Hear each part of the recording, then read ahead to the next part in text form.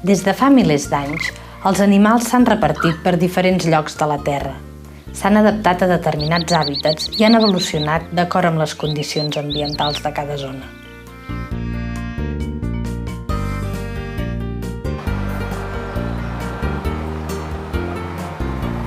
En el cas dels peixos continentals, la seva distribució sovint ha perdut connectivitat d'un riu a un altre i això ha afavorit una diferenciació evolutiva que ha acabat originant espècies diferents.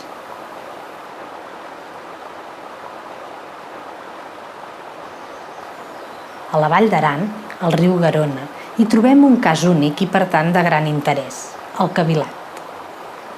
Fins fa uns quants anys es creia que aquest peix era la mateixa espècie que hi ha a diversos rius d'Europa. Però els estudis genètics dels darrers anys han demostrat que es tracta d'un peix endèmic, és a dir, que no viu a cap altra zona del món. El seu nom científic és Cotus hispaniolensis. El riu Garona i alguns dels seus afluents formen l'àrea de distribució d'aquest peix. En concret, el podem trobar al curs alt del riu. A mesura que el riu perd alçada i entra a França, el cavilat va desapareixent.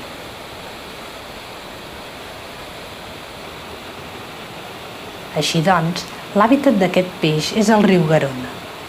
En concret, necessita aigües netes i força fredes.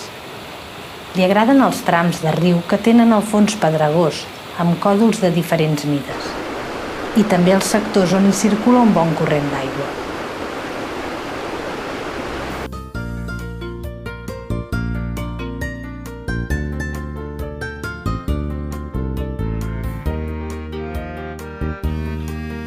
El cavilat acostuma a moure's entre les pedres, pel fons del riu. És un peix bentònic.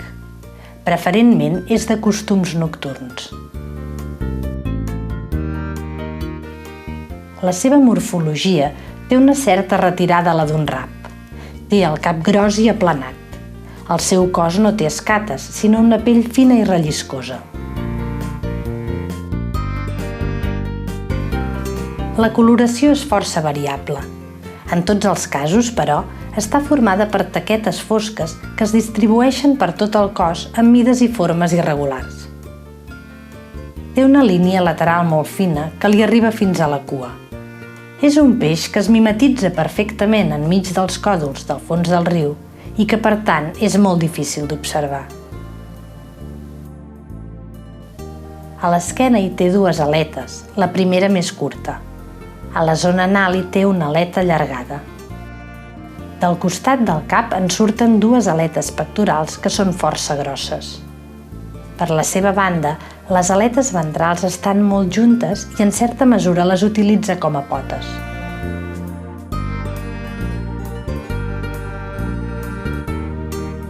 La cua està formada per una aleta amb un acabament arrodonit.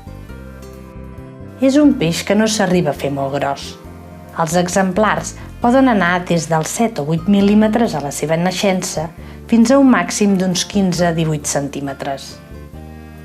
Els mascles adults acostumen a ser més grossos que les femelles.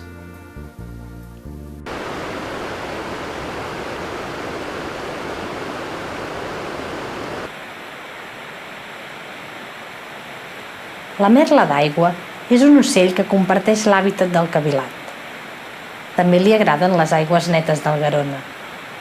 Quan es capbussa sota l'aigua, ho fa per cercar els mateixos recursos alimentaris que el cavilat.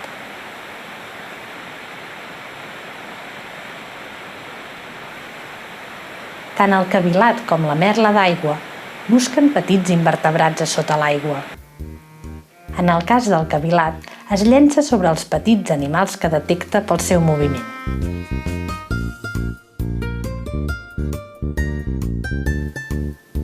I és que enmig i sota les pedres del riu hi viuen petits insectes i crustacis que són els que conformen la seva alimentació. Si aixequem alguns dels còdols que hi ha a l'aigua, hi podem descobrir larves de placòpters, d'efemeròpters, de tricòpters o també de diminuts crustacis. De fet, hi ha molts insectes que desenvolupen les fases larvàries a l'aigua després d'una acurada posta d'ous.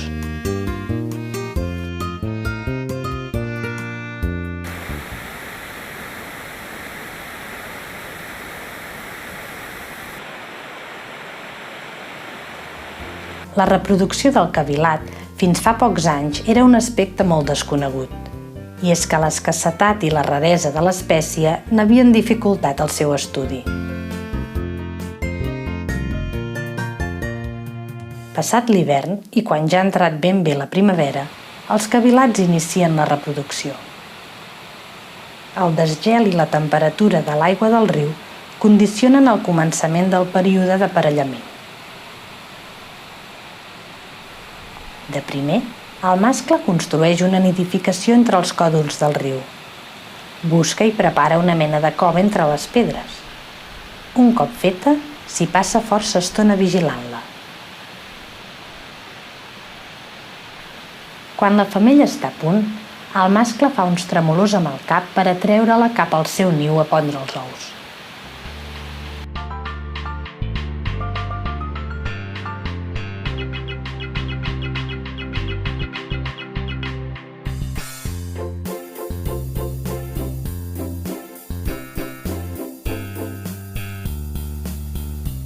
La posta dels ous es pot allargar unes quantes hores. Normalment els fixa una de les pedres superiors de la cavitat. Entretant, el mascle abraça la femella per tal de fecundar els ous.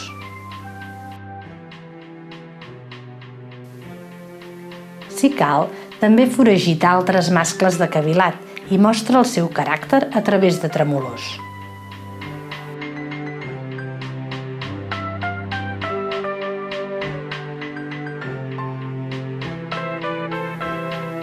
Poden pondre uns 200 o 300 ous.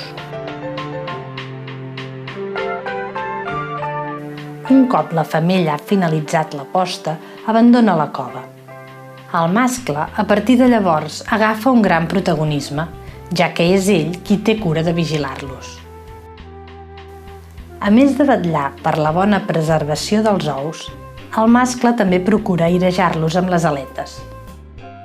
Així, evita que s'hi enganxin fongs o que hi puguin anar depredadors. Amb el pas dels dies, a l'interior dels ous comença a intuir-se el desenvolupament dels petits cavilats. Quan ja falta poc pel naixement, els ulls dels peixos ja són ben patents. A més, també es detecten moviments a l'interior d'alguns ous.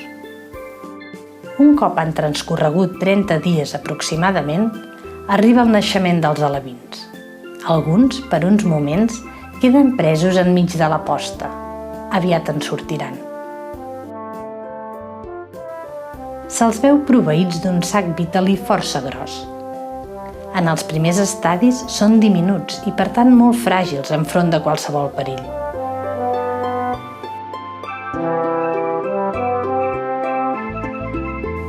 Amb la boca poden fer ventosa per enganxar-se a les pedres. És un moment que a l'entorn del Garona la natura se'ns mostra amb tota la seva bellesa i esplendor.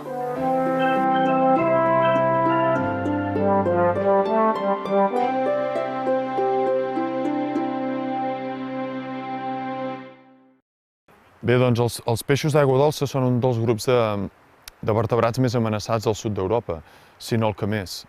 I prova d'això n'és el fet que una part molt significativa de les seves espècies, de les espècies autòctones, es troben en perill d'extinció, ja sigui a escala de conca, a escala regional o fins i tot a escala global. A Catalunya en concret, totes les espècies autòctones d'aigua dolça es troben a un nivell o altre en regressió. Tot i el bon estat de conservació natural de la Vall d'Aran i en particular del riu Garona, el cavilat és un peix que es considera en perill d'extinció. Ha estat inclòs a la llista vermella d'espècies amenaçades de la UICN, i és que hi ha diversos factors que en condicionen la seva supervivència.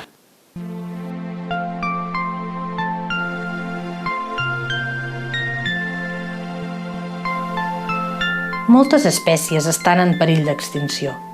Entre les més amenaçades hi ha el fartet, el samaruc, l'espinós, la madrilleta roja i el cavilat. Les densitats del cavilat són molt variables, com tots els peixos, fan uns cicles i poden passar des de més de 400 individus per hectàrea de riu a un centenar d'individus per hectàrea. La seva població mundial està restringida a molts pocs quilòmetres de riu. Per tant, qualsevol cosa que passi en la seva petita àrea de distribució el pot afectar.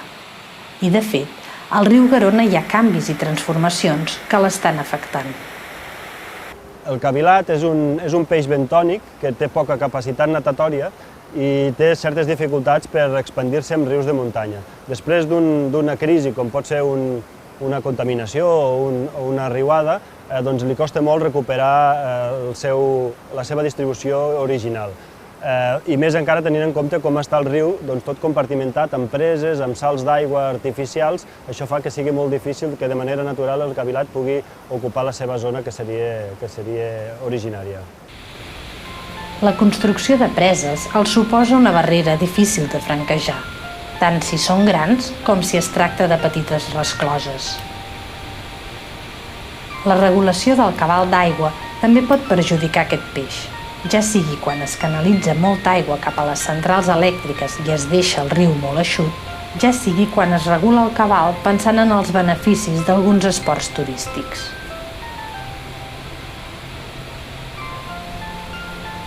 La contaminació de l'aigua per abocament de residus urbans és una altra font de problemes per al cavilat.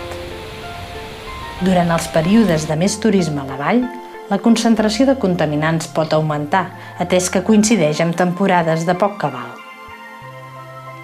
També és durant les èpoques de Nadal i Setmana Santa quan una major afluència de gent a la vall provoca un escalfament perceptible de l'aigua del riu. L'aigua de dutxes, rentadores i altres usos domèstics arriba al riu més calenta que no pas la que baixa de la muntanya, i això pot distorsionar les condicions òptimes per a la reproducció de l'espècie.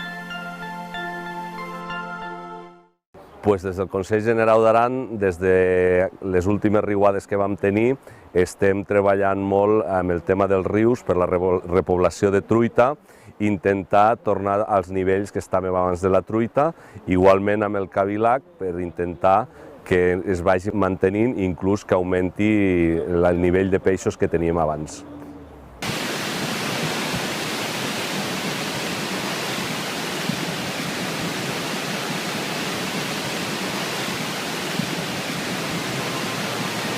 Algun any hi ha hagut riuades tan fortes que han arrasat fins i tot el bosc de ribera que hi havia al costat del riu.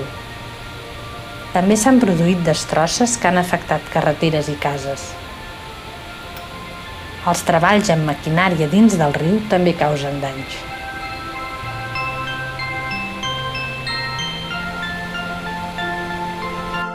Doncs les riuades, evidentment, és un fenomen natural dels rius. Totes tenen a la seva intensitat uns períodes de retorn més o menys llargs. Les últimes van ser molt greus, amb períodes de retorn de més de 100 anys, i van deixar el riu a densitats de cavilat molt per sota dels 100 individus per hectàrea, una mica més de 60 individus per hectàrea.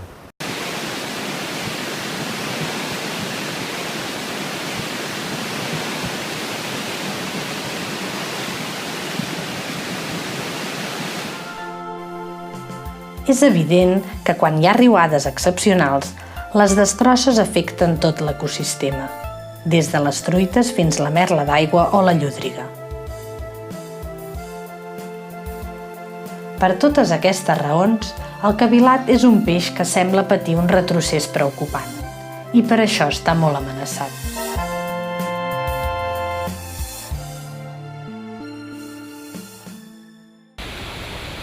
De forma periòdica es realitzen alguns censos amb la tècnica de la pesca elèctrica.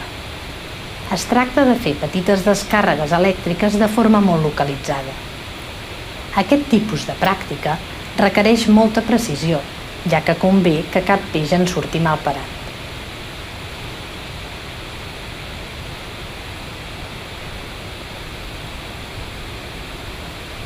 Els peixos queden adormits per uns moments i es capturen amb un salabre. Al Garona, sobretot s'agafen truites de riu, que aviat es retornen a l'aigua.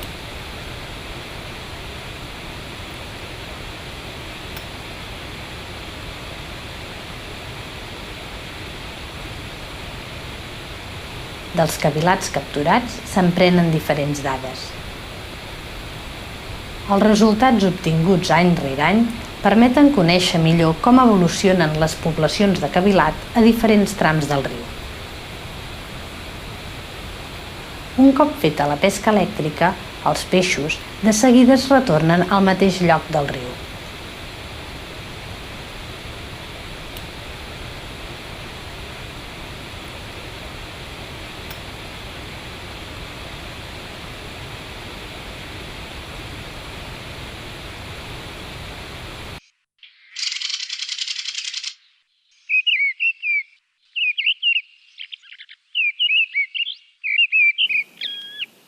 Atès que el cavilat és una espècie endèmica i que la seva població és poc nombrosa, des de fa temps s'ha intentat de fer-ne cria en captivitat. Així es poden fer els alliberaments i reforçar les poblacions de peixos del Garona. Sí, el cavilac és una espècie que no hi ha molts individus, llavors s'hi té que estar treballant bastant seguit perquè no corri el perill de desaparèixer i puguem anar augmentant la quantitat d'aquests animals. La cria en captivitat de peixos, com ara la truita comuna, és una pràctica que es realitza amb èxit des de fa molts anys. En el cas del cavilat, es tracta d'una espècie poc coneguda i, per altra banda, molt exigent pel que fa a les condicions ambientals.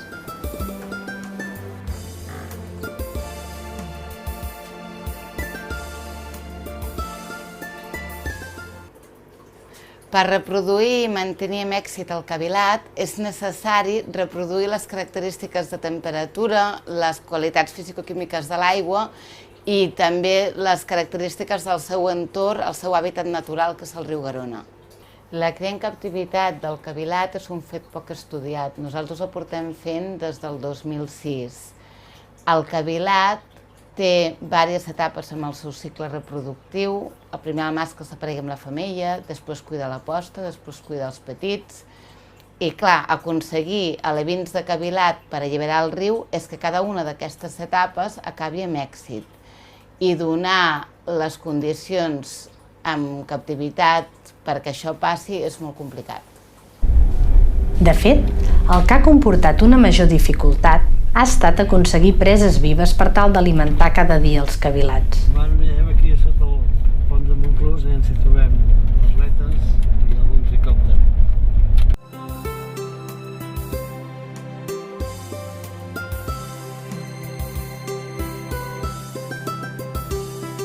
S'han hagut de fer moltes campanyes per capturar invertebrats aquàtics.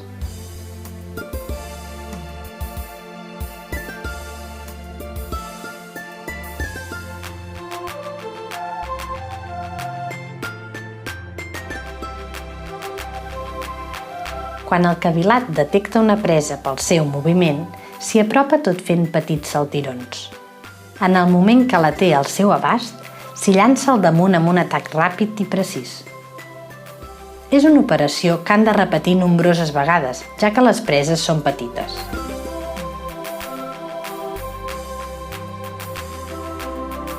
S'han buscat aliments alternatius, però no ha estat tan efectiu com el seu aliment natural.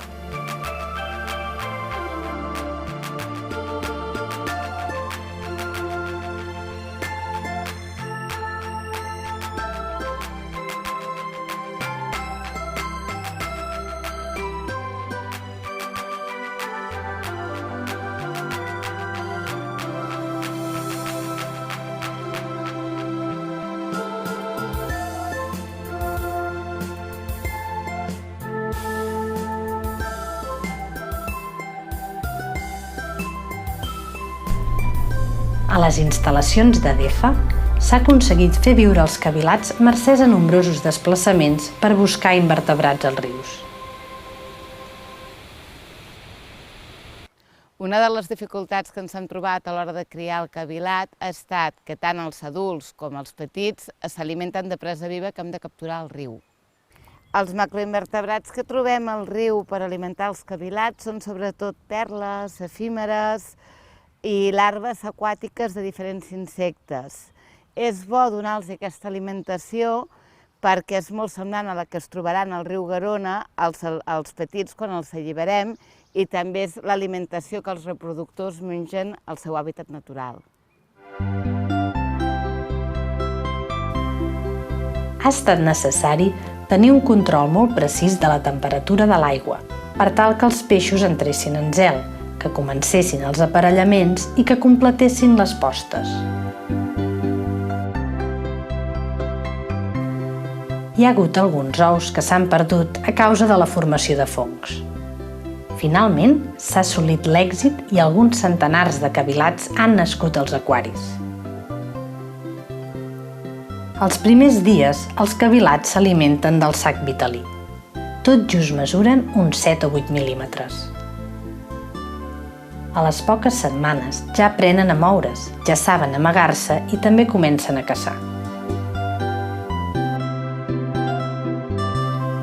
S'ha considerat oportú de repartir els peixos en diverses peixeres per tal que puguin disposar de més espai i també per estudiar el creixement i el comportament enfront de diferents fonts d'alimentació. Amb tants cavilats nascuts, la feina d'aconseguir aliment es multiplica. Cal anar molt sovint al riu a cercar petits placòpters, efemeròpters i altres animalons o larves aquàtiques de mida petita.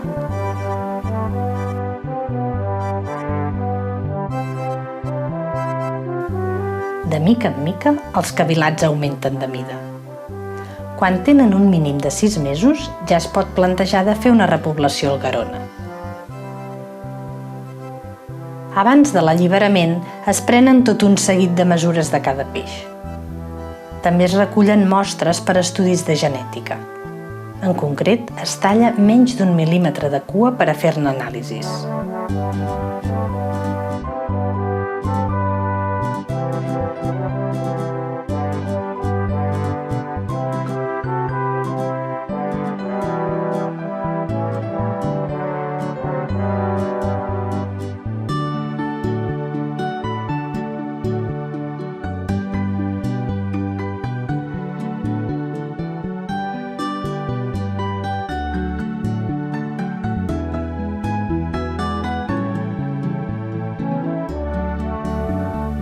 El desplaçament des del centre de cria fins al Garona és una de les tasques que s'han de planificar amb la màxima precisió.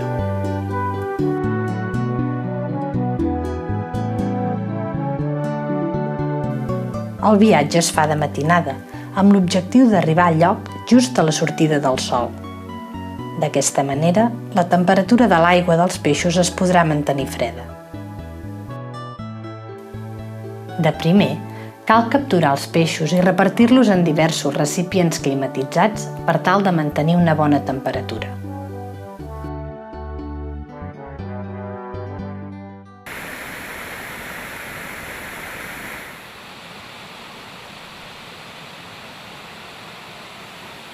Per fer els alliberaments, s'han seleccionat diversos trams del riu Garona i també d'alguns afluents.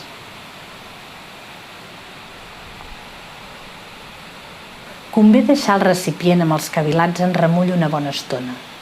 Així, la temperatura dels peixos s'iguala a la del lloc on s'han d'alliberar. Finalment, arriba el moment tan desitjat. Cada peix es deixa anar amb molta cura. De ben segur que aviat trobaran un amagatall entre les pedres del Garona. Els alliberaments es repeteixen a diferents punts de la Vall d'Aran. Per una banda, es reforcen poblacions més diversificades i per una altra es minimitzen possibles problemes de consanguinitat.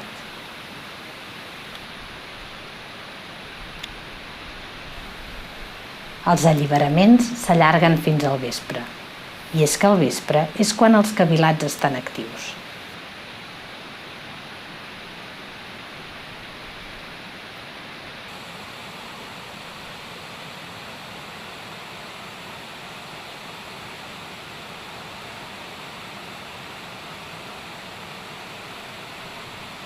A la zona de l'alliberament nocturn, sota les pedres i a les vores, hi ha força invertebrats.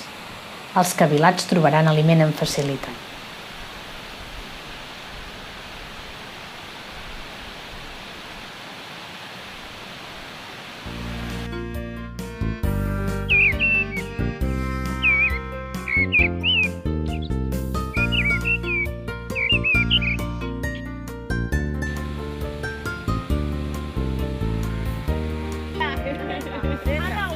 En alguna de les diverses jornades en què s'han deixat cavilats al Garona, s'han fet campanyes d'educació ambiental. I l'any que ve, a la primavera de l'any que ve, ja podran criar aquests animals, perquè tenen un any i mig. L'educació ambiental és important perquè conèixer i entendre és estimar l'entorn. I conèixer i entendre una part d'aquest entorn ens farà protegir-lo i cuidar-lo millor. Avui, per exemple, alumnes de l'Escola d'Esbordes han estat convidats a viure una jornada memorable. Fins i tot hi assisteixen les autoritats. La majoria veu el cavilat per primera vegada.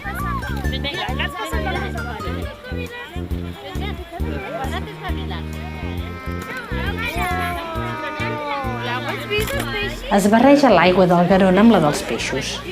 Es van fent explicacions. I finalment, cada infant es responsabilitza d'un peix.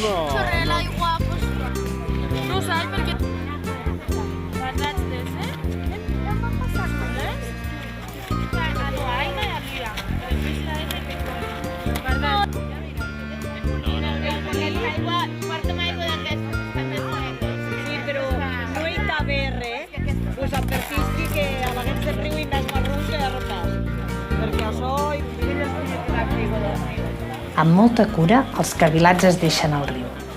Ara podran gaudir d'una vida lliure al lloc que els pertoca. A banda de l'alliberament, els alumnes ja han treballat a l'escola diversos aspectes sobre aquest animal endèmic. L'educació ambiental és un pilar fonamental en la conservació del cavilat i en la de qualsevol espècie.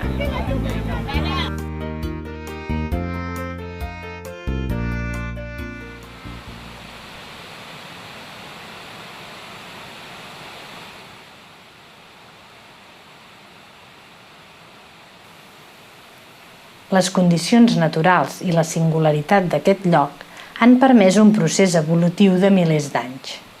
Una evolució que ha originat una espècie de peix que viu únicament al Garona. El territori aranès disposa d'un ampli ventall d'elements naturals de gran interès. L'ós bru és una de les icones més conegudes.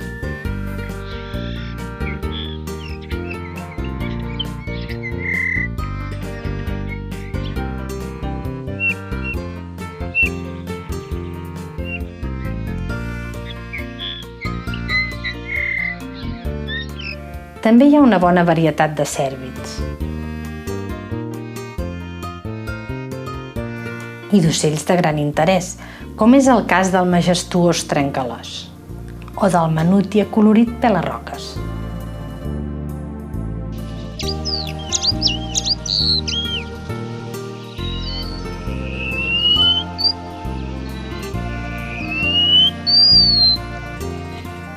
I aquest és el banyarriquer del faig o rosalia alpina, una altra raresa. El potencial natural i ecològic de la vall es complementa amb plantes estrictament protegides, com ara el Luronium natans o també el marcòlit groc.